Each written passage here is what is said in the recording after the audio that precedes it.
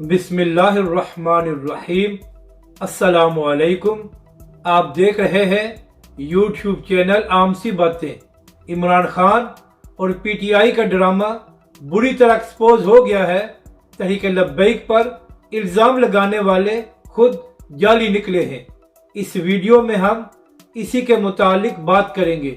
ناظرین کرام، جب تحریک لبیک کے سربراہ علامہ سعد حسین رضوی جیل میں تھے تو اس دوران ٹی ایل پی نے ٹویٹر پر بڑے بڑے ٹرینڈز کیے، جس میں لاکھوں کے حساب سے ٹویٹس ہوئی، اور جب بھی تحریک لبیک پاکستان ٹویٹر پر کوئی ٹرینڈ کرتی تھی تو اس کے فوراً بعد فواد چودھری اور شیخ رشید ایک پریس کانفرنس کیا کرتے تھے اور تحریک لبیک پر یہ الزام لگاتے تھے کہ ٹی ایل پی کو سوشل میڈیا پر بھارت سے سپورٹ کی جاتی ہے، اور اس کے علاوہ ٹی ایل پی والے بوٹ اکاؤنٹس کو استعمال کرتے ہیں۔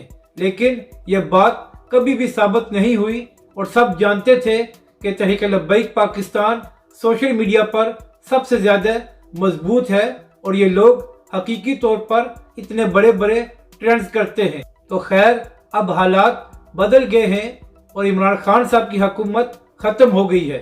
تو جس دن سے خان صاحب کی حکومت کو ختم کیا گیا ہے تو پی ٹی آئی کے لوگ سوشل میڈیا پر اور خاص طور پر ٹویٹر پر ایک ٹرینڈ چلا رہے ہیں جس کا نام ہے امپورٹڈ حکومت نامنظور، اور اس ٹرینڈ میں بڑے بڑے صحافی جیسے عمران ریاض خان صاحب، صدیق جان صاحب اور طارق متین صاحب یہ سب حصہ لے رہے ہیں، اور اس کے علاوہ پی ٹی آئی کے جتنے بھی سوشل میڈیا گروپ ہیں وہ بھی اس میں بھرپور انداز میں حصہ لے رہے ہیں۔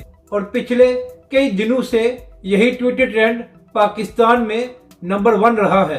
تو آج اس کی حقیقت کھل کر سامنے آ گئی ہے، اور ایک رپورٹ میں بتایا گیا ہے کہ جو پی ٹی آئی کے لوگ ٹرینڈ چلا رہے تھے اس میں صرف 33% اکاؤنٹس وہ تھے جو لوگ چلا رہے تھے، باقی سب کچھ بوٹس کے ذریعے کیا گیا ہے اور وہ سب کچھ جعلی ہے۔